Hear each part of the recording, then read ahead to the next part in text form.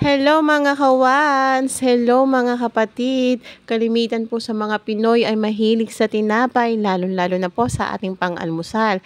Pero kadalasan po ay may mga natitira dito. Tara let's at samahan nyo akong gumawa ng isang tinapay na galing sa mga tira-tirang tinapay. Ang mga leftover na tinapay na pwede po nating i-level up na magugustuhan ng buong pamilya. Tara let's, simulan na po natin.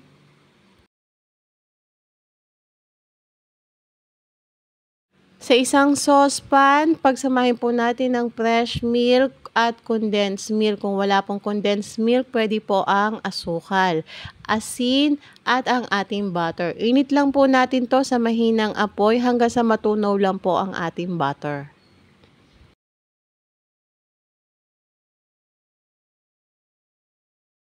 Kapag natunaw na po ang butter, pwede na po natin patayin ng apoy. I-set aside po muna natin ang ating milk mixture.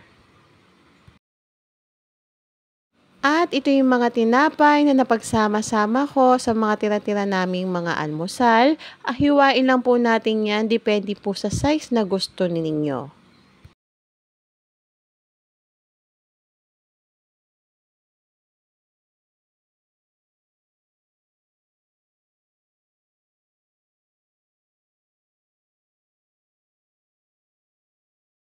Ilagay natin yung mga nahiwa natin tinapay sa isang baking pan. Ang ginamit ko dito ay 8x8x2 na baking pan.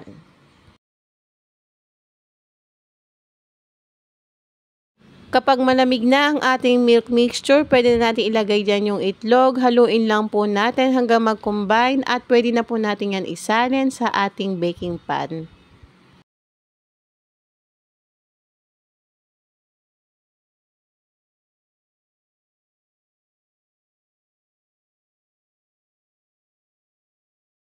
Gamit ang tinidor, flat lang po natin ng konti ang ibabaw para pantay po ang pagkakabasa ng ating tinapay sa ating milk mixture.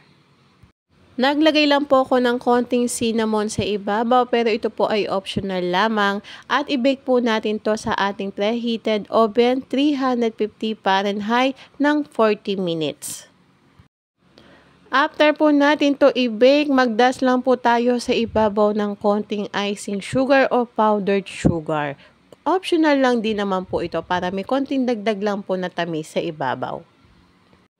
At ito na ang ating nalutong tinapay galing sa leftover na mga tinapay.